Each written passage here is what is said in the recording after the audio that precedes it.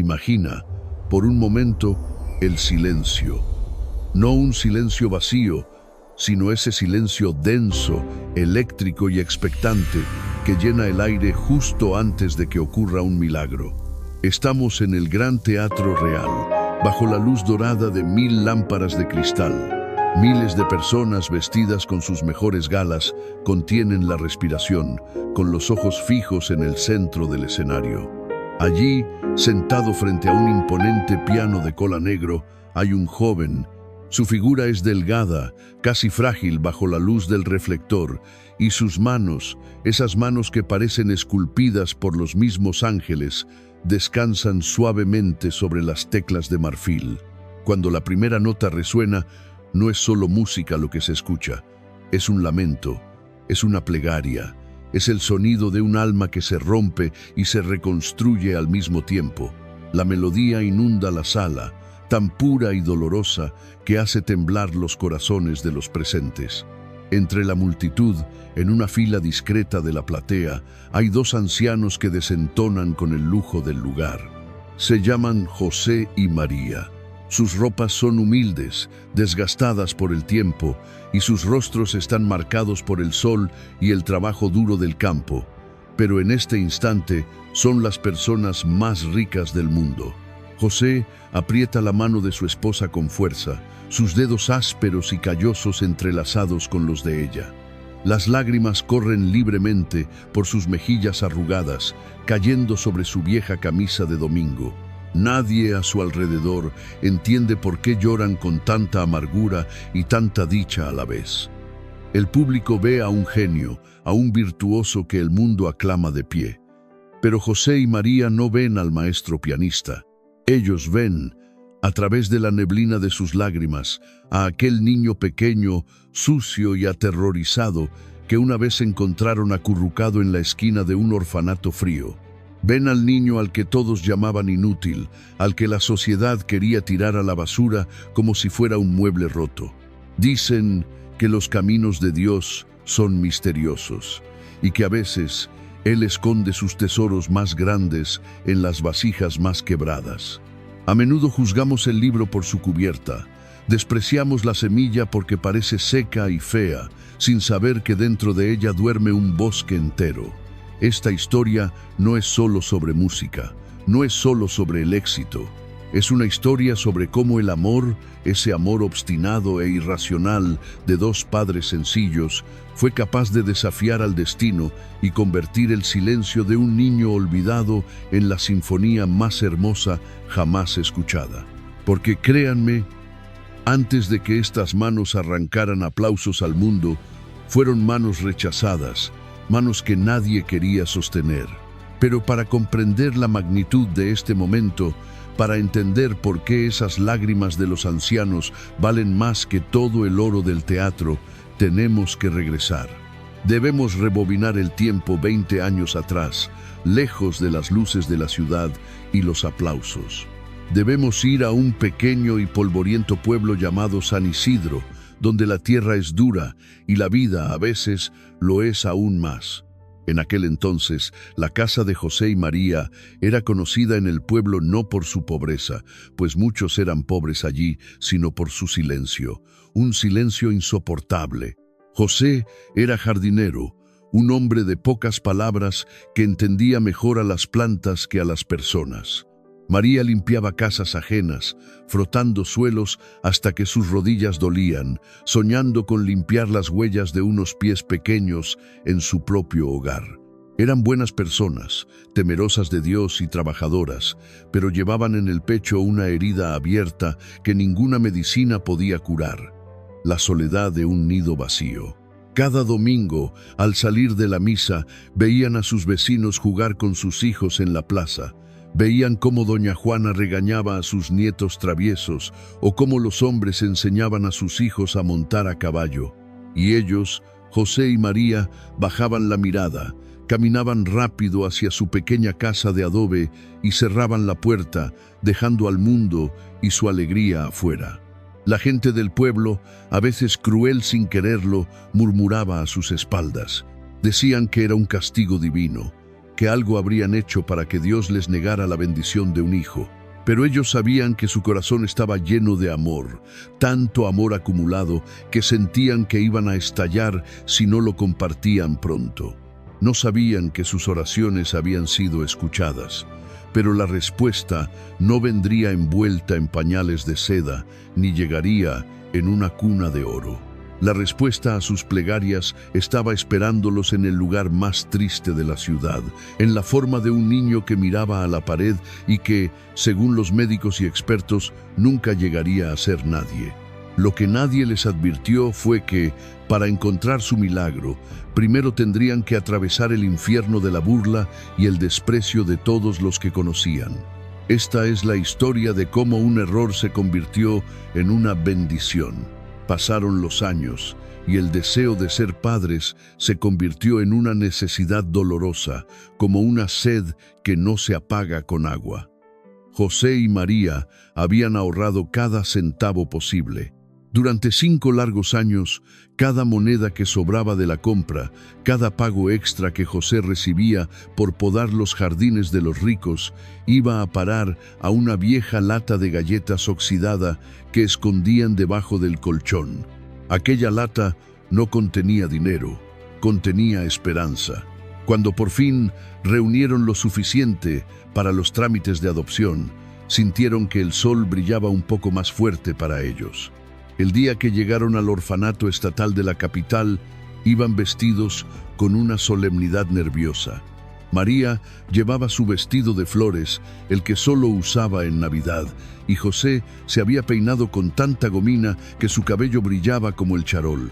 Nos recibe la directora, la señora Berta, una mujer corpulenta con una sonrisa que no le llegaba a los ojos y un olor a perfume barato que mareaba. Para la señora Berta, los niños no eran almas, eran números, expedientes que había que archivar o despachar. Ella los guió por un pasillo largo y frío, donde el eco de sus pasos resonaba como un presagio. «Tengo justo lo que buscan», dijo Berta con voz comercial, como si estuviera vendiendo ganado en una feria. Los llevó a una sala de juegos donde había niños riendo, corriendo y cantando. Señaló a un niño rubio que jugaba con un camión y a una niña de trenzas que dibujaba flores. «Miren a Pedrito, es muy listo, ya sabe leer. O a Anita, es tan obediente que nunca da problemas. Estos son niños de primera, sanos y fuertes». José y María miraban, pero sus corazones no saltaban. Eran niños hermosos, sí, pero no sentían esa llamada, ese hilo invisible que te ata a otra persona para siempre. María, sintiéndose un poco abrumada por la verborrea de la directora, se alejó unos pasos hacia el fondo de la sala.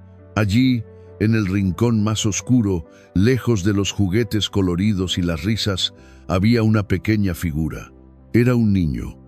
Estaba sentado en el suelo, de cara a la pared, balanceándose suavemente hacia adelante y hacia atrás. Llevaba una camiseta gris, varias tallas más grande que su cuerpo esquelético. María se acercó despacio, como quien se acerca a un pajarillo herido para no asustarlo. El niño no se inmutó. Estaba trazando círculos imaginarios en el suelo sucio con su dedo índice, una y otra vez, perdido en un laberinto que solo él veía. «Disculpe», susurró María. «¿Quién es él?». La señora Berta soltó una risa seca y despectiva, agitando la mano como para espantar una mosca. «Ah, no pierdan su tiempo con eso. Ese es Leo. Es un caso perdido. Llevo meses tramitando su traslado a un centro psiquiátrico. Es mudo, autista o quizás simplemente tonto. Los médicos no se ponen de acuerdo. No habla, no mira a los ojos, no sirve para nada. Es mercancía dañada, si me permiten la expresión». Las palabras de la directora cayeron como piedras sobre el corazón de María. Mercancía dañada. ¿Cómo podía alguien hablar así de una criatura de Dios? Sin hacer caso a la advertencia, María se arrodilló junto al niño, extendió su mano callosa y tocó suavemente el hombro huesudo de Leo. El niño detuvo su balanceo. Lentamente, muy lentamente, giró la cabeza. Cuando sus ojos se encontraron con los de María, el tiempo se detuvo. Eran unos ojos grandes, negros y profundos como un pozo sin fondo. No había alegría en ellos, ni curiosidad, solo un vacío inmenso y un miedo antiguo. Pero en ese vacío, María vio algo más. Vio una chispa, una luz tenue que pedía a gritos ser rescatada de la oscuridad. Sintió un calor repentino en el pecho, una certeza absoluta que le recorrió la espina dorsal. Era él. No sabía explicarlo, pero era él. «José», llamó ella con voz temblorosa. «José, ven aquí». José se acercó y miró al niño. Vio la fragilidad, vio la ropa sucia, vio la saliva que a veces escapaba de la comisura de sus labios. Pero luego miró a su esposa y vio las lágrimas en sus ojos. Él conocía esa mirada. Era la misma que ella tenía cuando rezaba frente al altar. José puso su mano grande sobre la cabeza del niño y sintió cómo éste se tensaba bajo su tacto. «Queremos a este», dijo José con firmeza, sorprendiéndose a sí mismo. La directora Berta soltó una carcajada incrédula. «¿Están locos? Les estoy ofreciendo niños sanos, listos para ir a la escuela, ¿y ustedes quieren llevarse al retrasado? Escúchenme bien, no acepto devoluciones. Ese niño será una carga toda su vida. Nunca les dirá mamá, nunca les dará nietos, solo les dará vergüenza y gastos». «¿Nos lo llevamos?», repitió María, abrazando al niño que permanecía rígido como una estatua. «Él es nuestro hijo». Firmaron los papeles bajo la mirada burlona del personal. Berta les entregó el expediente de Leo como quien se libra de una bolsa de basura pestilente. Salieron de allí con el niño de la mano, quien caminaba mecánicamente, sin mirar atrás, sin saber que su vida acababa de cambiar para siempre. El viaje de regreso al pueblo fue silencioso.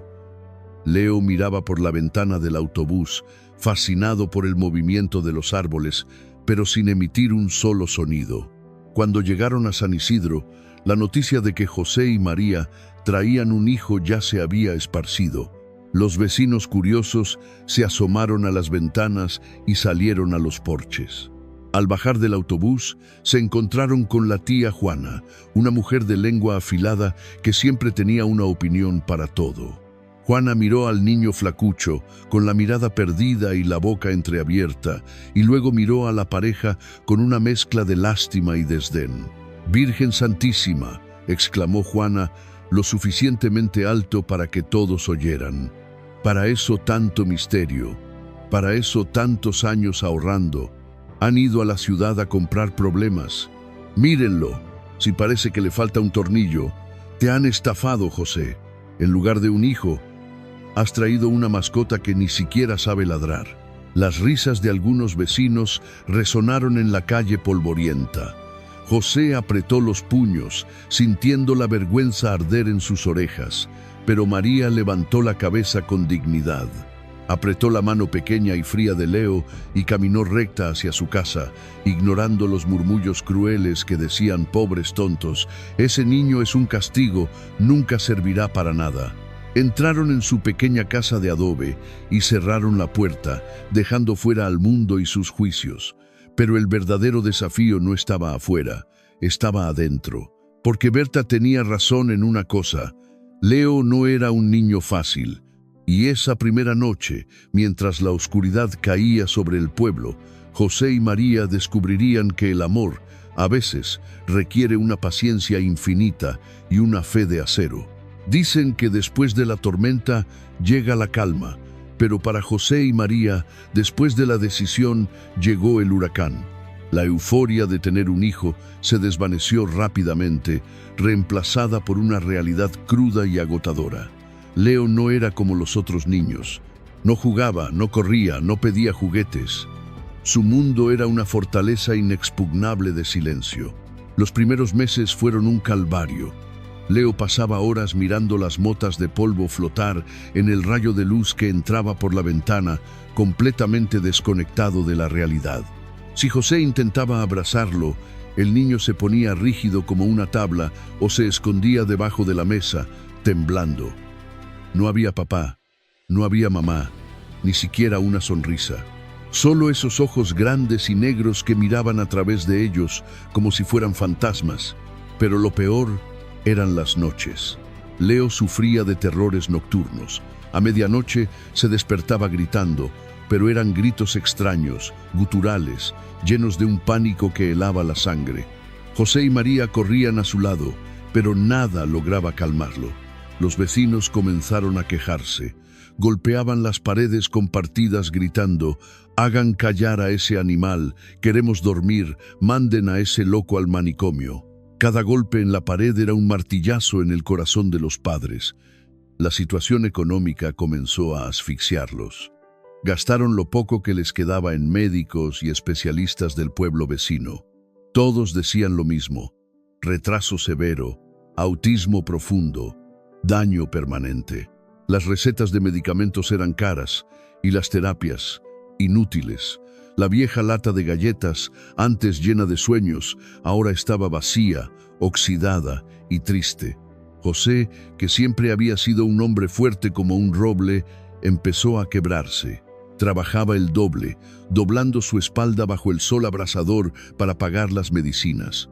Pero al llegar a casa, solo encontraba caos y silencio. Su fe, esa que parecía inquebrantable, empezó a mostrar grietas. Una noche de tormenta, la tensión estalló. Había sido un día terrible. Leo había tenido una crisis en el mercado, tirándose al suelo y golpeándose la cabeza porque el ruido de la gente lo abrumaba. Todos miraron a José con desprecio, murmurando sobre el niño endemoniado.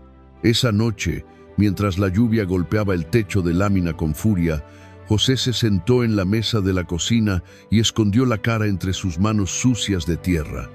Sus hombros se sacudían. Estaba llorando. «No puedo más, María», sollozó con una voz rota que su esposa jamás había escuchado. Creo que nos equivocamos. Tenían razón, todos tenían razón. No estamos salvando a este niño, nos estamos hundiendo con él. Míranos, no tenemos dinero, no tenemos paz, y él ni siquiera sabe quiénes somos. Quizás Dios no quería esto para nosotros, quizás fue solo nuestro egoísmo». María, que estaba preparando una sopa aguada con las pocas verduras que tenían, dejó el cucharón, se acercó a su marido y le abrazó la cabeza contra su pecho. Ella también estaba cansada. Tenía ojeras profundas y sus manos estaban agrietadas, pero en su corazón la llama de la madre no se había apagado. «No digas eso, viejo», susurró ella, acariciando sus canas. «Dios no se equivoca. Si nos dio a Leo, es porque sabía que nadie más en este mundo podría amarlo como nosotros. Él no necesita que lo entiendan, José, necesita que lo amen. Solo eso». En ese momento, un trueno hizo temblar la casa. Desde el cuarto se escuchó el gemido de Leo. Se había despertado asustado. María corrió a la habitación. El niño estaba hecho un ovillo en la cama, tapándose los oídos, balanceándose frenéticamente. José se quedó en el marco de la puerta, con el corazón encogido, sintiéndose inútil. María se sentó en el borde de la cama, pero no intentó tocarlo esta vez. Sabía que el contacto físico lo aterraba. En lugar de eso, hizo lo único que le quedaba. Empezó a cantar. No era una canción de cuna cualquiera. Era un viejo himno de iglesia, una melodía simple y solemne que su propia madre le cantaba. Su voz, ronca por el cansancio pero afinada por el amor, llenó la pequeña habitación oscura. Sublime gracia del Señor, que a un infeliz salvó. Y entonces ocurrió algo. Al escuchar las primeras notas, el balanceo frenético de Leo disminuyó.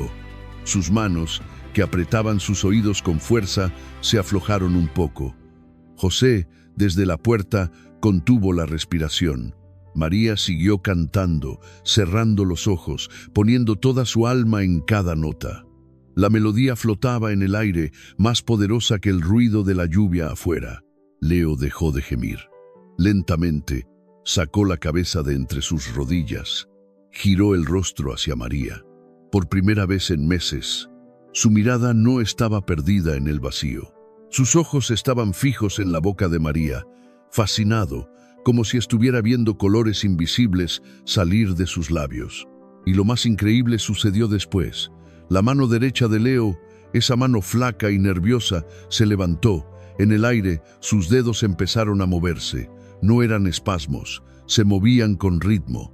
Un dedo, luego otro, subían y bajaban suavemente, imitando una cadencia, como si estuviera tocando un instrumento invisible que solo él podía ver. José sintió un escalofrío recorrerle el cuerpo, pero esta vez no era de miedo, sino de asombro. Se acercó despacio y se sentó en el suelo, a los pies de la cama. «Mira sus manos, María», susurró José, con la voz llena de un temor reverente. «Mira sus dedos. No está loco. Está escuchando. Realmente está escuchando». Esa noche, Leo se durmió tranquilo por primera vez, arrullado por la voz de su madre. Y en la oscuridad de esa habitación humilde, José entendió que su hijo no estaba vacío por dentro. Había algo allí, algo profundo y misterioso, esperando la llave correcta para abrirse. No sabían qué era, pero acababan de encontrar la primera pista. La música no era solo ruido para Leo, era su idioma. Unas semanas después de aquella noche de tormenta, María estaba limpiando la sacristía de la vieja iglesia del pueblo. El padre Miguel, un hombre bondadoso pero práctico, estaba ordenando el almacén trasero. «María», dijo el sacerdote, señalando un bulto grande cubierto por una lona llena de polvo en la esquina. «Mañana vendrán a llevarse esto al basurero. Es el viejo piano vertical que se dañó en la inundación de hace 10 años. Está podrido, tiene carcoma y le faltan cuerdas. Es un estorbo». María levantó la lona. Allí estaba, un piano de madera oscura, rayado, con una pata rota y las teclas amarillentas como dientes de anciano. Olía a humedad y a olvido. Cualquier otra persona habría visto basura, pero María, recordando cómo los dedos de Leo se movían en el aire aquella noche, sintió una corazonada. «Padre», dijo ella con humildad, «si no le importa, ¿podría llevármelo yo? José puede arreglarlo un poco. Tal vez sirva de juguete para el niño». El cura la miró con lástima. «¿Para el niño? Pero María, ese piano no suena bien, es un trasto viejo. Pero si lo quieres, es tuyo. Al menos me ahorras el viaje al vertedero». Esa misma tarde, José y 2 amigos cargaron el pesado instrumento en la vieja camioneta prestada. Lo instalaron en un rincón del pequeño cobertizo que usaban como sala de estar, calzando la pata rota con un par de ladrillos para que no se cayera. José lo miró con escepticismo. «¿Para qué queremos esta antigüedad, mujer? Apenas cabe aquí». Pero cuando vio la ilusión en los ojos de su esposa, suspiró, sacó sus herramientas y se puso a trabajar. Limpió la madera, pegó las partes sueltas y frotó las teclas con vinagre hasta que recuperaron algo de su brillo original. Sin embargo, no pudo hacer nada con el sonido. Cuando tocó una tecla, sonó un clang metálico y desafinado, como una lata golpeada con un palo. «Bueno», dijo José, limpiándose el sudor, «al menos sirve de mueble». Durante los primeros días, Leo no se acercó al piano. Lo miraba desde lejos, con desconfianza, caminando en círculos a su alrededor como un gato acechando a una presa extraña. A veces lo olía, a veces ponía la oreja contra la madera, pero no lo tocaba.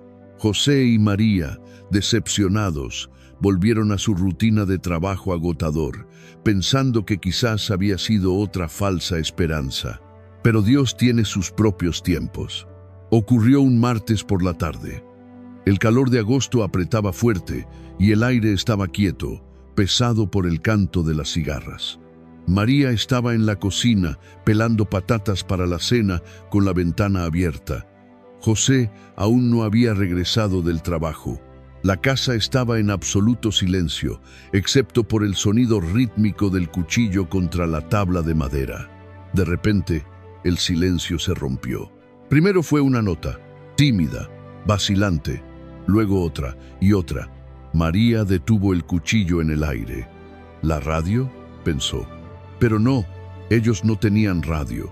Tal vez algún vecino, pero el sonido venía de adentro, del cobertizo, y entonces la melodía comenzó a fluir. No era el aporreo caótico de un niño jugando, no era ruido, era música, y no cualquier música. Era la misma melodía del himno que María le había cantado aquella noche de lluvia, Sublime Gracia, pero no sonaba simple como ella la cantaba, sonaba completa, rica, llena de matices. La mano izquierda ponía unos bajos profundos y oscuros, mientras la derecha tejía arpegios que caían como lluvia de cristal. A pesar de que el piano estaba desafinado, a pesar de que algunas teclas no sonaban, la música que salía de allí tenía una belleza desgarradora.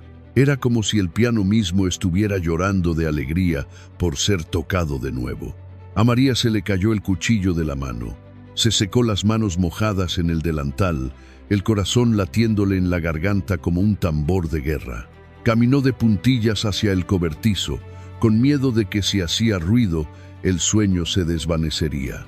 Se asomó por el marco de la puerta y se llevó las manos a la boca para ahogar un grito. Allí estaba Leo, el niño que no podía atarse los zapatos, el niño que no podía mirar a los ojos. Estaba sentado en el viejo taburete, con la espalda recta y una dignidad que nunca le habían visto. Sus ojos estaban cerrados. Su rostro, habitualmente inexpresivo, estaba transformado. Tenía una mueca de concentración y éxtasis, como si estuviera conversando con los ángeles en un idioma secreto. Sus manos, Dios mío, sus manos. Esos dedos flacos volaban sobre el teclado con una velocidad y una precisión imposibles. No dudaba, no buscaba las notas. Las notas fluían de él como si hubieran estado encerradas en su pecho todo este tiempo, esperando una salida. El piano desafinado ya no importaba. Leo lo estaba obligando a cantar con el alma. En ese momento, la puerta de la calle se abrió. Era José. Venía sucio de tierra, con el rostro quemado por el sol y una bolsa de herramientas al hombro. Entró cansado, arrastrando los pies.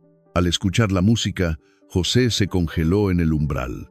La bolsa de herramientas se deslizó de su hombro y cayó al suelo con un ruido sordo, pero ni él ni Leo parecieron notarlo. José miró a María y luego miró a su hijo.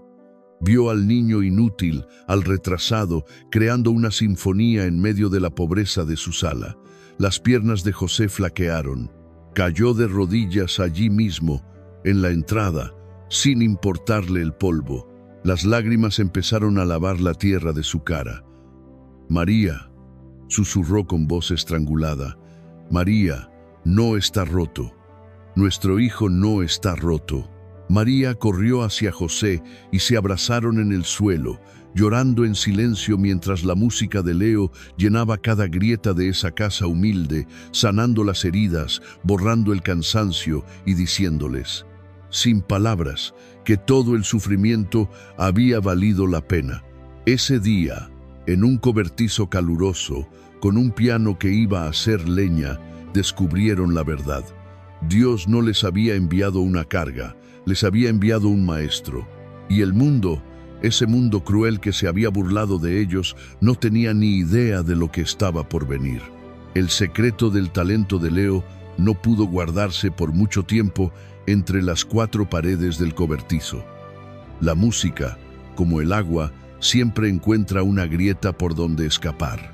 Sin embargo, José y María sabían que el talento crudo no era suficiente. Un diamante sin pulir sigue pareciendo una piedra para el ojo inexperto. Necesitaban un maestro. Pero el mundo no es amable con lo diferente. José y María vistieron a Leo con su mejor ropa y recorrieron las academias de música de la ciudad vecina. Fue un peregrinaje de humillación. En cada puerta que tocaban, recibían la misma respuesta fría y cortante. «Lo siento, no estamos equipados para enseñar a niños especiales», decía una profesora mirando con recelo los movimientos repetitivos de Leo. El piano requiere disciplina y comprensión intelectual, señora. Este niño no puede ni siquiera leer el abecedario. ¿Cómo va a leer una partitura?, se burló un director de conservatorio. Cada rechazo era una bofetada. Regresaban a casa al atardecer, con los pies doloridos y el alma magullada, mientras Leo dormía inocentemente en el asiento del autobús, ajeno al desprecio del mundo. Cuando estaban a punto de rendirse, el padre Miguel les dio un nombre: Maestro Antonio. Antonio era una leyenda olvidada. Había sido director de orquesta en Europa hacía décadas, pero tras una tragedia personal se había retirado al pueblo para vivir como un ermitaño, amargado y peleado con la vida. Vivía en una casona vieja llena de partituras amarillentas y polvo. Cuando José tocó a su puerta, Antonio abrió apenas una rendija. Era un hombre anciano, con cabello blanco desordenado y una bata de casa manchada de café.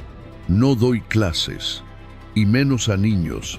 «Largo», gruñó Antonio, intentando cerrar la puerta. «Por favor, maestro», suplicó María, poniendo el pie en el marco de la puerta. «Solo escuche los 5 minutos. Si después de eso nos quiere echar, nos iremos y no volveremos a molestarle. Se lo ruego por lo que más quiera». Algo en la desesperación de los ojos de María hizo dudar al viejo músico. «5 minutos», refunfuñó, «ni un segundo más». Entraron en la sala. Había un piano de cola Steinway cubierto de libros. Antonio los quitó de mala gana y señaló el taburete. Leo se sentó. No miró al maestro, no esperó instrucciones. Simplemente puso las manos sobre las teclas y dejó escapar la música que llevaba dentro. Tocó una pieza de Chopin, pero la tocó a su manera, cambiando el tempo, añadiendo notas que no existían, pero que debían estar allí. Era una herejía musical y al mismo tiempo era perfecta. El maestro Antonio, que estaba de brazos cruzados esperando el desastre, bajó los brazos lentamente. Su rostro agrio se transformó. Se acercó al piano como si fuera un imán. Vio los dedos de Leo. Vio esa conexión sobrenatural. Cuando Leo terminó, el silencio en la sala era sepulcral. Antonio se quitó las gafas y se frotó los ojos húmedos. «¿Quién le enseñó a tocar así?», preguntó con voz ronca. «Nadie, señor. Él solo escucha y toca», respondió José. «Dios mío», susurró el viejo. «Llevo 50 años enseñando técnica, pero esto no se enseña. Esto es un don». El chico no toca el piano lo toca a él. Desde ese día, Antonio aceptó a Leo. No le cobró ni un centavo. Sería un pecado cobrar por ver un milagro, dijo, pero fue duro. Enseñó a Leo disciplina, a canalizar ese torrente de emociones para que no se desbordara. Leo, que no soportaba que lo tocaran, permitía que el viejo maestro corrigiera la postura de sus manos. Se entendían sin palabras. Eran 2 almas solitarias que hablaban el mismo idioma, pero mientras Leo florecía, la mala hierba crecía a su alrededor. En el pueblo, los rumores se habían torcido. La tía Juana, envidiosa de ver a José y María tan felices y dándose aires de grandeza, llevando al niño al maestro, empezó a sembrar veneno. «Ese niño es un fenómeno de circo», decía Juana en la carnicería. «Seguro que José lo obliga a memorizar trucos para luego pedir dinero. Explotan al pobre retrasado. Debería darles vergüenza». El veneno llegó a oídos peligrosos. Llegó a oídos de la señora Berta, la directora del orfanato. Berta había leído en el periódico local una pequeña nota sobre un joven prodigio misterioso que tomaba clases con el famoso maestro Antonio. Cuando vio la foto borrosa, reconoció al niño que ella había llamado basura. Sus ojos brillaron, no de orgullo, sino de codicia. Vio fama, vio subvenciones, vio dinero. Una tarde, mientras María tendía la ropa, un coche negro se detuvo frente a su humilde casa. Berta bajó, vestida con un traje impecable, acompañada de un abogado con cara de pocos amigos. María sintió que se le helaba la sangre. «Buenas tardes, María», dijo Berta con una sonrisa afilada como un bisturí. «He venido a ver cómo está mi pequeño Leo. He oído que ha progresado mucho. ¡Qué maravilla! El sistema de adopción estará muy complacido». «Leo es mi hijo», dijo María, soltando la cesta de ropa y poniéndose frente a la puerta como una leona protegiendo su cueva. «Ya no es asunto suyo». «Ah, pero ahí te equivocas, querida», intervino el abogado, sacando unos papeles. «Hubo irregularidades en el proceso de adopción. Dado el diagnóstico mental del niño, se requiere una tutela especial que ustedes, dada su situación económica precaria, tal vez no puedan garantizar. El Estado podría reconsiderar la custodia si se demuestra que están explotando al menor». Era una mentira, una amenaza vil, pero José y María no sabían de leyes, solo sabían de miedo. Berta se acercó a María y le susurró al oído, con su aliento oliendo a menta y maldad: «Ese niño es una mina de oro, María, y tú vives en una choza. No seas egoísta. Devuélvelo a la institución donde podremos gestionar su carrera adecuadamente. O prepárate para una guerra que no puedes ganar». Berta se marchó, dejando tras de sí una nube de polvo y angustia. José llegó poco después y encontró a María llorando en el suelo. Pero esa noche, mientras escuchaban a Leo practicar una sonata furiosa y apasionada, José apretó los puños. «No nos lo quitarán, María», juró José, con una determinación oscura en la mirada. «Primero tendrán que pasar por encima de mi cadáver. Mañana es el concurso nacional. Mañana el mundo entero sabrá quién es Leo, y nadie, ni Berta ni el diablo, podrá esconderlo de nuevo».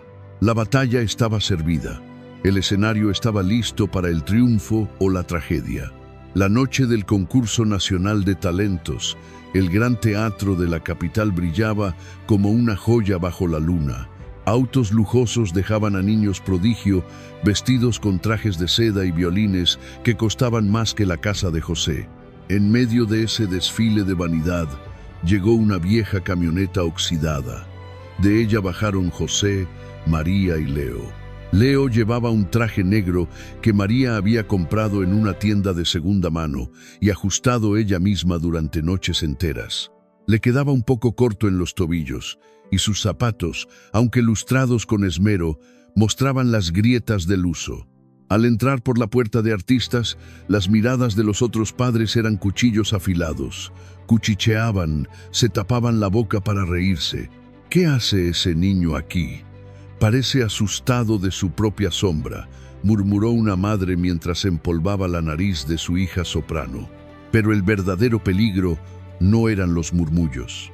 En la primera fila del teatro, sentada como una reina malvada en su trono, estaba la directora Berta, acompañada por la tía Juana, quien había venido solo para ver el desastre. Berta tenía una sonrisa triunfal. Estaba segura de que Leo, con su condición, colapsaría ante la presión. Cuando falle, le susurró al abogado: «Tendremos la prueba perfecta de que esos campesinos no están capacitados para cuidarlo. Esta noche, el niño vuelve conmigo». Entre bastidores, el desastre parecía inminente. El ruido del público, las luces cegadoras y el ajetreo de los técnicos fueron demasiado para Leo. Faltando 5 minutos para su turno, Leo sufrió una crisis. Se escondió debajo de una mesa de utilería, tapándose los oídos con fuerza, gimiendo y balanceándose violentamente. «No va a salir», gritó el regidor del escenario impaciente. «Si no sale en 2 minutos queda descalificado». José estaba pálido, sudando frío. Intentó sacar a Leo, pero el niño gritó. Berta, que se había colado entre las cortinas laterales para observar, sonrió. Ya saboreaba su victoria. Pero entonces, María se agachó.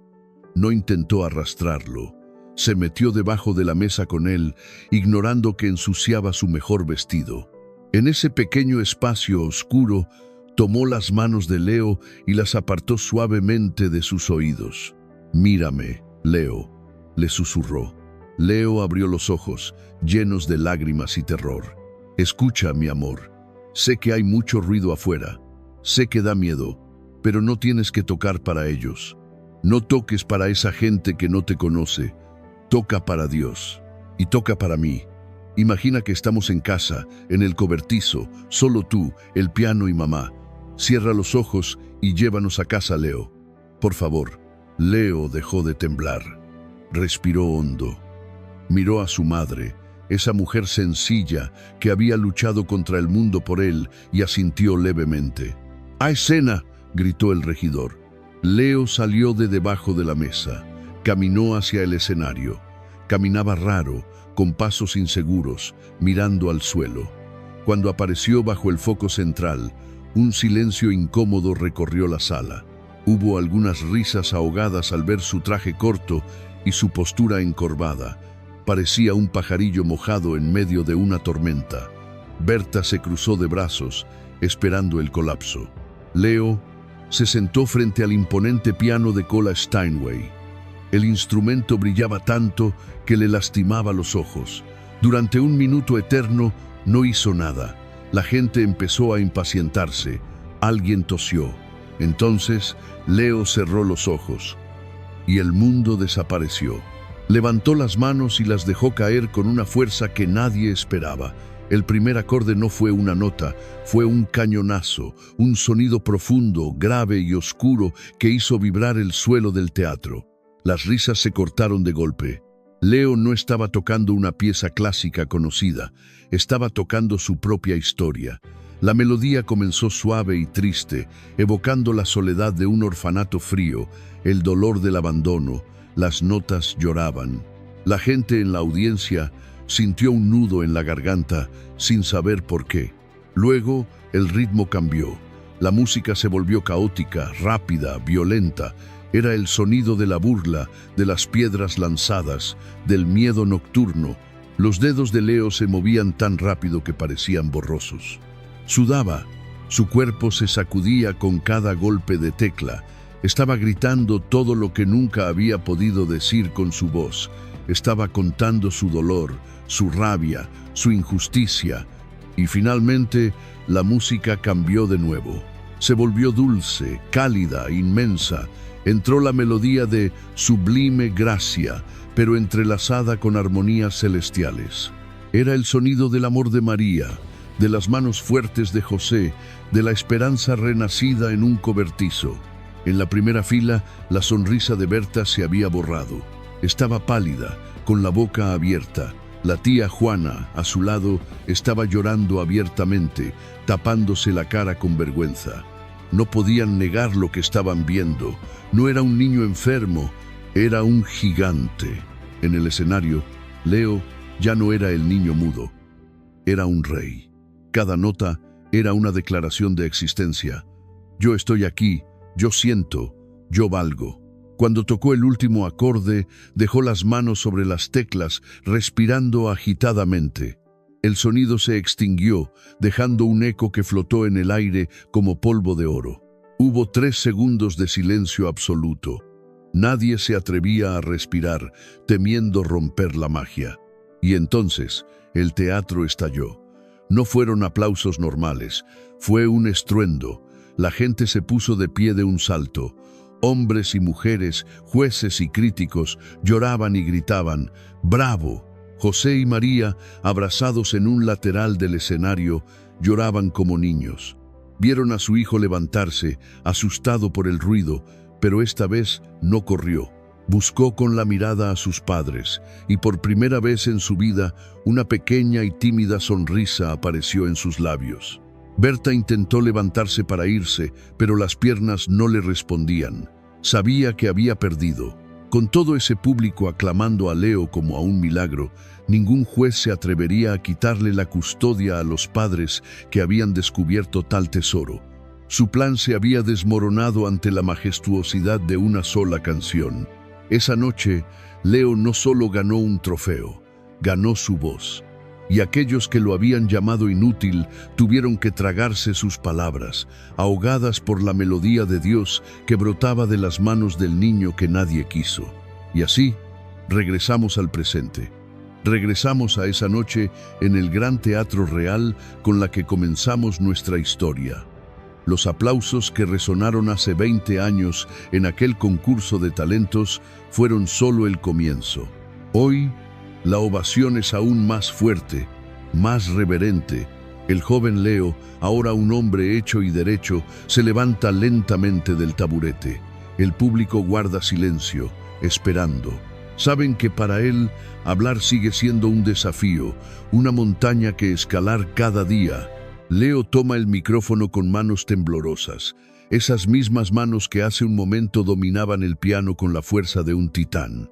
Busca con la mirada entre la multitud y encuentra los ojos de dos ancianos en la cuarta fila. José, con su cabello ahora completamente blanco y apoyado en un bastón. María, con la espalda encorvada por los años de trabajo, pero con la misma mirada llena de amor que tenía aquel día en el orfanato. Leo respira hondo y, con una voz entrecortada pero firme, dice las palabras que ha ensayado 1000 veces en su corazón.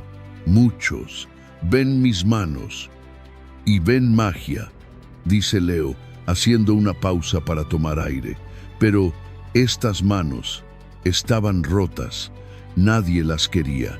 El mundo las llamó basura. Señala a sus padres y una lágrima solitaria rueda por su mejilla. Ellos, José y María, no vieron basura, vieron un hijo. Gracias, papá. Gracias, mamá, por no rendiros, por escuchar mi música cuando solo había silencio. José y María se levantan, no pueden contenerse. El protocolo del teatro se rompe, suben al escenario, lentos y frágiles. Leo corre hacia ellos, olvidando su postura de concertista, y se lanza a sus brazos como el niño pequeño que siempre será para ellos. Los tres se funden en un abrazo que vale más que todas las entradas vendidas, más que todos los premios. Es la imagen viva del triunfo del amor sobre la lógica, de la fe sobre la desesperanza. ¿Y qué fue de aquellos que no creyeron? La justicia divina, como dicen, tarda pero llega. La fama repentina de Leo, tras aquel primer concurso, atrajo la atención de las autoridades. Se investigó el orfanato de la señora Berta. Se descubrió que desviaba fondos, que los niños vivían en condiciones deplorables y que ella se enriquecía a costa de su sufrimiento. Berta fue destituida, juzgada y perdió todo lo que su avaricia había acumulado. Terminó sus días sola, amargada, viendo en las noticias cómo el niño que ella despreció era aplaudido por reyes y presidentes.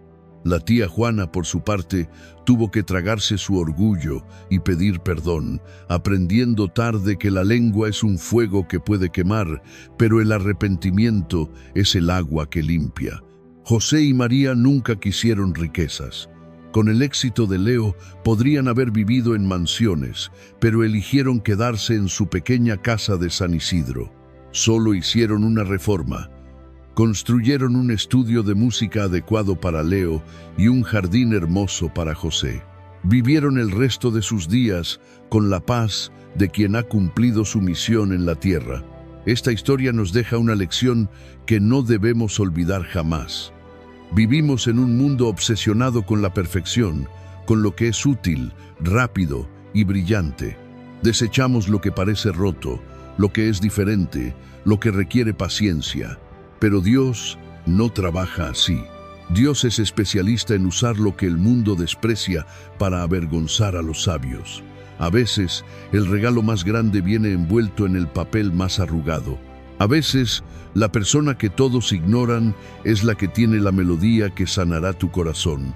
Nunca subestimes el poder de un acto de amor irracional. José y María fueron llamados locos por amar a un niño que no podía devolverles nada. Pero al final, esa locura fue lo que les dio una vida llena de sentido. Si hoy te sientes como Leo, roto, incomprendido o inútil, recuerda, no eres un error. Solo necesitas a alguien que sepa escuchar tu música. Y si tienes la oportunidad de ser como José y María, de tender la mano a alguien que todos rechazan, hazlo, porque podrías estar sosteniendo la mano de un ángel sin saberlo. Si esta historia ha tocado una fibra en tu corazón, si crees que el amor de una madre y un padre puede obrar milagros, te invito a hacer algo. Cierra los ojos un momento y piensa en tus padres o en esa persona que creyó en ti cuando nadie más lo hizo. Ahora, escribe amén en los comentarios para bendecir a todas las familias que luchan por sus hijos especiales. Y por favor, comparte este video. Tal vez, allá afuera, haya alguien a punto de rendirse que necesite escuchar que su milagro está a solo una canción de distancia. Suscríbete a nuestro canal para más historias que alimentan el alma. Hasta la próxima, y que Dios ponga siempre la melodía correcta en tu vida.